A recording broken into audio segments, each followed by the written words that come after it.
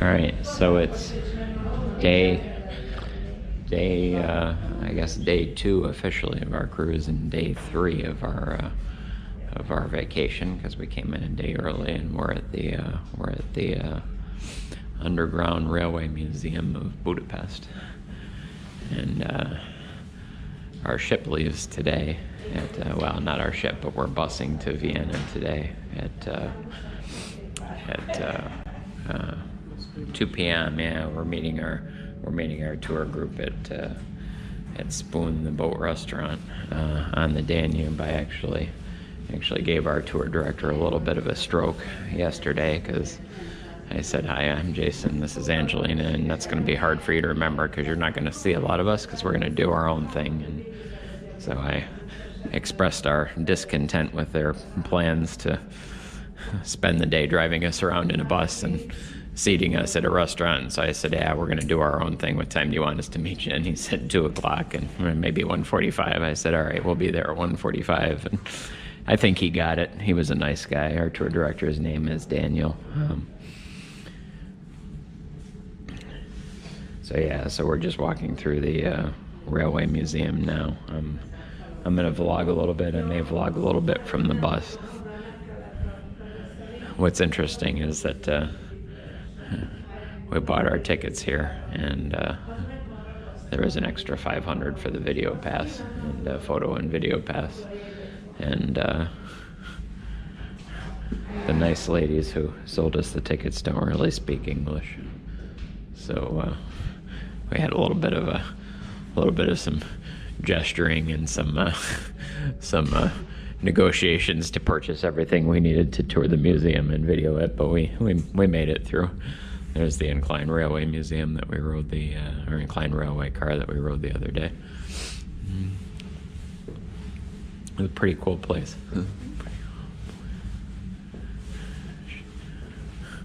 I think she was kind of giving me a nasty look and saying something to me in Hungarian. I don't think she was pleased with my commentary, but didn't hope we didn't have small bills. yeah, and we didn't have small bills at this point in our trip either. We before we go to Vienna, we're going to stop by one of the local change places and convert our Hungarian Monopoly money into Euro Monopoly money. Actually, this is kind of cool over here. I don't think I saw this. I mean, it's a little bit hard to describe, but I mean, a lot of this, like the railway and streetcars and stuff, they have a distinctly communist look to them, you know. Like I said, it's hard to put your arms around, but you can tell this was definitely an Eastern Bloc country.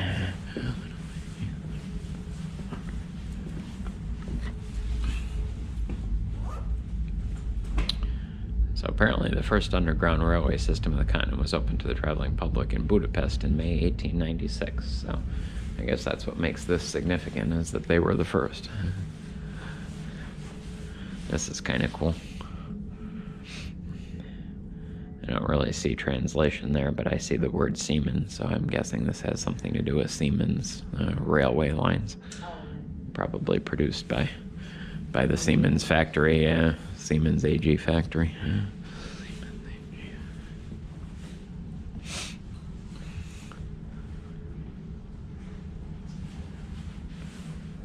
Let's see if we can get a little closer here and look on the inside of this car here. See me in the reflection. Yeah, don't touch the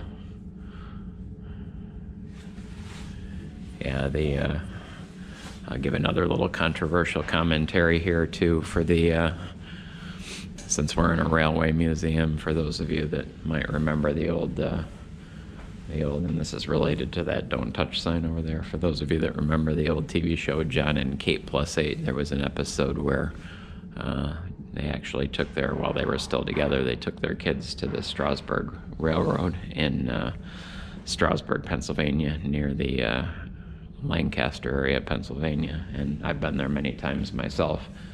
and ridden the railway several times, and they kind of give you a spiel because they have these very old motor coach cars from the 1800s, and the conductors always say we're very proud of these cars, and they are irreplaceable. They are quite literally the only ones left operating. You know, the wood is obviously period to the 1800s, and they're just priceless.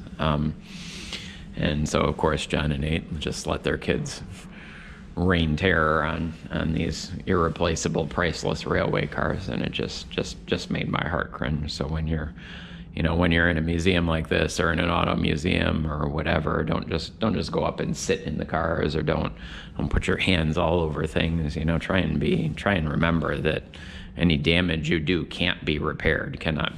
There's just simply no way to do it. So yeah, just a tip for all of you who maybe don't get out a lot. This is pretty neat.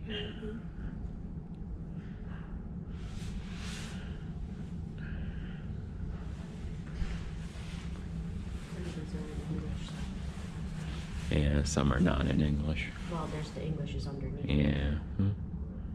1 to 10 scale model of the bogie, railcar number 20, 1896. I'm guessing railcar number 20 was the very first one. As I said, it was the first one opened to passenger service.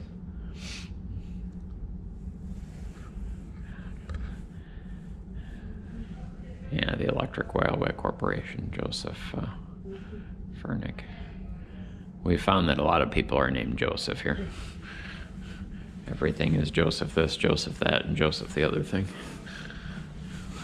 Makes it hard to... I think this is it for the museum. Yeah, and this is it for the museum. Makes it hard to kind of get around when everything is named Joseph. It's not going to take it long. No, I see. Yeah, we were hoping to like kill an hour here, but I think we're coming to the end of the museum here. Luckily, it was cheap. It was only, well, let's put it this way: for two of us, for admission, including the photo and video pass, I think it was 1,200 Hungarian monopoly dollars, which is, I think they wanted more to get in the churches, so so we did all right. So, these are cool, you know, these old mylar drawings. I mean, we're both engineers, as you know. You model something up in UGNX or Pro Engineer or AutoCAD or SolidWorks or something, some CAD solid modeling package, and you just kind of take it for granted, and you get frustrated with when things don't work just like the way you did. But then you think about how this used to be done, how they used to do layout and assembly drawings in actual pencil with erasers on mylar, and it's just amazing. And even the technology of the time, I know this isn't true, but I always, I look at some particularly steam locomotives, and I often say to myself, I wonder if we had to build this today, how long it would take, and could we really do it? And I know we could, but and of course they benefited back then from having different safety codes and boiler codes, and safety organizations like OSHA didn't exist and that sort of thing. So so they had a few less logistical challenges, but it's amazing,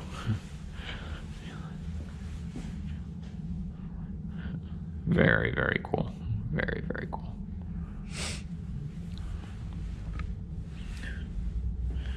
What's this say over here? The metro. This is in Hungarian. I'm not sure exactly what it says. So anyhow, I think we're about done here. So that'll conclude our tour of the Railway Museum. It was good to see. Yeah, so we just got an extra bonus here. The nice lady let us into the railway car, so we can take a quick vlog. Here, we'll do a selfie while we're here. So that'll be our screenshot, but very cool. All right, guys, we're at the Holocaust Memorial Museum of Budapest, and this is the outside. I don't know that we're going to be able to take pictures or vlog when we're inside, and quite frankly, we probably don't want to. When we went to Auschwitz a couple years ago, it was pretty disgusting to see people taking selfies and being very disrespectful. So I don't know if we'll have the opportunity to show you anything inside, but we're about to head on in, and this is the outside. And we'll be back to talk about it after we're done. I'm sure it'll be a very moving experience.